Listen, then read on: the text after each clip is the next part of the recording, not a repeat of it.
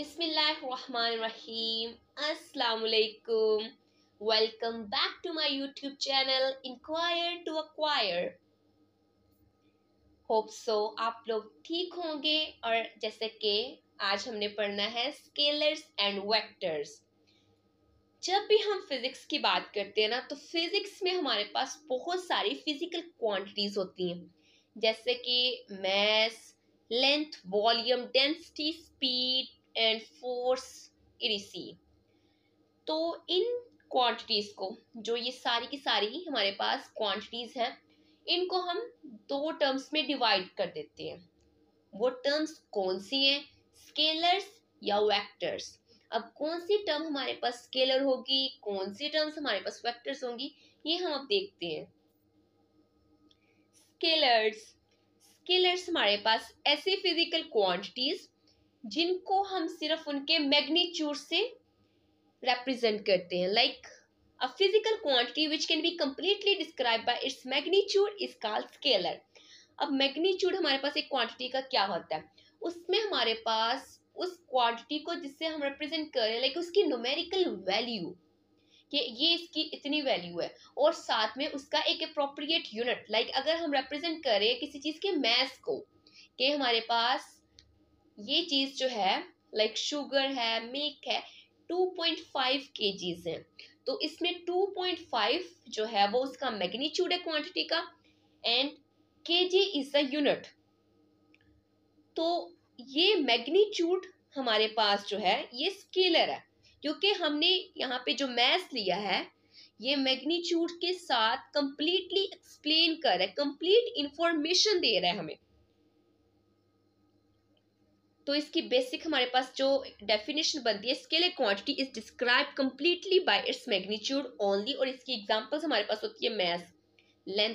अब लेंथ किस हमारे पास उसकी मतलब कि अगर 5 सेंटीमीटर लेंथ है, so it's enough information to explain length, मतलब कि हमें किसी और चीज की जरूरत नहीं है। टाइम टाइम अगर हम कह दें कि जी 20 सेकेंड्स में हमने ये कर लिया, तो ये बहुत इंफॉर्मेशन है। इसके अलावा हमें कोई भी चीज नहीं चाहिए जो कि हमारे टाइम को एक्सप्लेन करेगी। Work, energy, so these all are scalar quantities. Next है वेक्टर्स। जैसे कि स्केलर्स को कहा कि सिर्फ मैग्नीट्यूड जो है वो उनको कंप्लीटली डिस्क्राइब कर देते हैं, लेकिन जब हम वेक्टर्स की बात करते हैं तो इसमें अकेला मैग्नीट्यूड जो है वो इनफ नहीं होता। तो ऐसे वेक्टर्स जो कि कंप्लीटली डिस्क्राइब होते हैं मैग्नीट्यूड के साथ, इसकी डायरेक्शन भी आती है। For example velocity, displacement, force. मतलब कि हम कहते हैं कि अगर किसी चीज पे फोर्स लग रही है, अब फोर्स लग रही है 5 न्यूटन, लेकिन हमने नहीं बताया कि कौन सी डायरेक्शन में फोर्स अप्लाई कर रहे हैं, तो वो फोर्स जो है वो मीनिंगलेस है। अगर हम कह रहे हैं कि एक बॉडी जो है वो 20 मीटर पर सेकेंड की वेलोसिटी के साथ मूव कर रही है, तो भाई किस डायरेक्शन में मूव कर रही है? नॉर्थ की तरफ मूव कर रही है, साउथ की तरफ मूव कर रही है, ईस्ट वेस्ट, कौन सी डायरेक्शन है? डायरेक्शन स्पेसिफाई करेंगे तो ये क्वांटिटी जो है वो मीनिंगफुल होगी, अदरवाइज ये मीनिंगलेस है। कि अगर हम कह दें कि 5 न्यूटन फोर्स लग रही है, लेकिन हम डायरेक्शन नहीं बता रहे कि इस डायरेक्शन में लग रही है, तो वो क्वांटिटी जो है वो मीनिंगलेस है।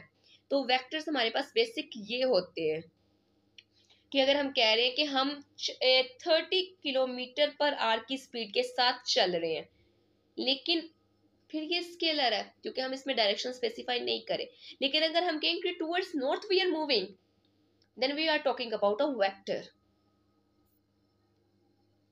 अब हम वेक्टर्स को किस तरह से रिप्रेजेंट करते हैं, कि जो हमारे वेक्टर्स हैं, तो जब स्केलर और वेक्टर्स को डिफरेंशिएट करना होता है, वेक्टर्स को स्केलर से हम डिफरेंशिएट कर रहे हैं, तो हम जनरली जो है वो बोल्ड लेटर्स यूज करते हैं, या फिर जो हमारी वेक्टर क्वांटिटीज की टर्म होती है, जैसे कि फोर्स हो गया, एक्सेलरेशन, डिस्प्लेसमेंट, हम इनके ऊपर एरो लगा देते हैं या फिर इसके ऊपर एक लाइन लगा देते हैं।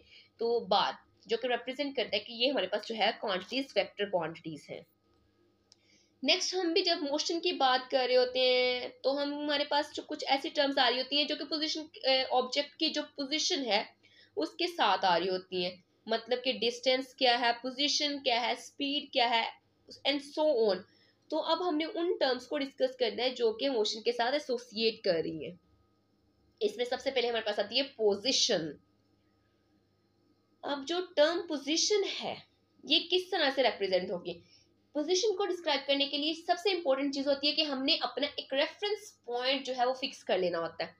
मतलब कि जब भी हमने पोजीशन को एक्सप्लेन करना है तो हम एक रेफरेंस पॉइंट लेते हैं और रेफरेंस पॉइंट से एक पॉइंट या एक प्लेस, उसकी लोकेशन, मतलब रेफरेंस पॉइंट के विद रिस्पेक्ट एक पॉइंट या एक प्लेस की जो लोकेशन डिस्क्राइब करते हैं उसे हम कहते हैं पोजीशन। इसकी एग्जांपल हम कॉमन सी एग्जांपल लेते हैं कि एक आपका घर है, अपने घर से स्कूल तक जाना है, तो आपका जो स्कूल है उसको आप एस से रिप्रेजेंट कर रहे हैं और अपने घर को, होम को, एच से रिप्रेजेंट कर रहे हैं। अब जो आपकी पोजीशन होगी स्कूल से घर तक वो आपकी एच एस लाइन होगी, स्ट्रेट लाइन जो कि एच एस से रिप्रेजेंट कर रही है आपकी पोजीशन को from school to home. Next term आती है डिस्टेंस एंड डिस्प्लेसमेंट। ठीक है, दोनों को यूनिट मीटर्स है, लेकिन फर्क क्या आता है? देखिए, अगर हम कहते हैं कि हमारे पास दो पॉइंट है, मतलब कि एक आपने अपने घर से शॉप तक जाना है, ठीक है, आपका घर जो है उसको आप रिप्रेजेंट करें पॉइंट ए से और जो आपकी शॉप है उसको आप रिप्रेजेंट करें बी तक। अब आप जब ए से बी तक जाएंगे उसके लिए आपके पास दो रास्ते, एक कर्व सा करके एक रास्ता है और दूसरा एक शॉर्टेस्ट डिस्टेंस है। अब जब आप एक लंबा रास्ता जो कर्व सा रास्ता है उसको जो है उसके थ्रू आप शॉप तक जा रहे हैं, तो वो कवर जो करेंगे आप वो आपका डिस्टेंस होगा। मतलब कि डिस्टेंस या length of a path, length of a path between two points is called distance, उन दो पॉइंट्स के दरमियान का। लेकिन अगर वही आप उसका शॉर्टेस्ट डिस्टेंस ले, उन दोनों पॉइंट्स को कवर करने के लिए अगर आप शॉर्टेस्ट डिस्टेंस कवर कर रहे हैं तो वो आपका डिस्प्लेसमेंट होगा। और डिस्प्लेसमेंट जो है ये हमारे पास इसमें मैग्नीट्यूड भी आती है और इसमें डायरेक्शन भी आती है। तो डिस्प्लेसमेंट जो है वो एक वेक्टर क्वांटिटी है और इन दोनों का, डिस्टेंस का भी और डिस्प्लेसमेंट का भी, यूनिट हमारे पास मीटर्स ही है। नेक्स्ट टर्म आती है स्पीड। अब स्पीड क्या होती है? जब हमारा एक ऑब्जेक्ट मूव कर रहा है, किस स्पीड के साथ मूव कर रहा है, उससे आपको क्या क्या इंफॉर्मेशन मिल सकती है। बेसिक अगर हम स्पीड की बात करते हैं ना तो स्पीड हमारे पास होती है कि कितने रेट के साथ एक चीज जो है वो मूव कर रही है। मतलब कि डिस्टेंस कितना कवर किया एक ऑब्जेक्ट ने यूनिट टाइम में। अब यूनिट टाइम हमारा सेकेंड्स में भी हो सकता है, आवर्स में भी, डेज में भी एंड ईयर्स में भी हो सकता है। मतलब कि यूनिट टाइम की कोई बाउंड्री नहीं है कि वो बाउंड हो गया कि ये इतना ही होगा, नो, कि कोई भी हो सकता है। तो इसकी स्पीड की बेसिक डेफिनेशन बनती है कि distance covered by an object in unit time, मतलब कि distance divided by time is equals to speed. तो अगर यहाँ से हमने डिस्टेंस का फॉर्मूला निकालना हो तो डिस्टेंस हमारे पास बनता है स्पीड इंटू टाइम, और डिस्टेंस को हम एस से रिप्रेजेंट करते हैं, स्पीड हमारी v से रिप्रेजेंट होती है और टाइम t से, और यूनिट हमारे पास स्पीड का होता है मीटर पर सेकेंड। नेक्स्ट हमारे पास आती है यूनिफॉर्म स्पीड।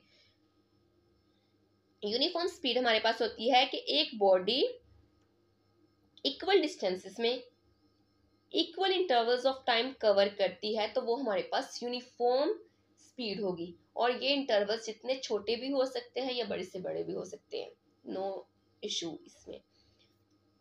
Thank you. तो ये था आज का हमारा lecture, hope so you like it. Next we will discuss about velocity and acceleration. तब तक अपना रखिए ख्याल, और इंशाल्लाह नेक्स्ट लेक्चर में हम लोग डिस्कस करेंगे वेलोसिटी को और एक्सेलरेशन को। और please subscribe my channel and press the bell icon ताकि आने वाली वीडियोस के नोटिफिकेशन आपको टाइम से मिलते रहें। तब तक अपना रखिए ख्याल। अल्लाह हाफिज।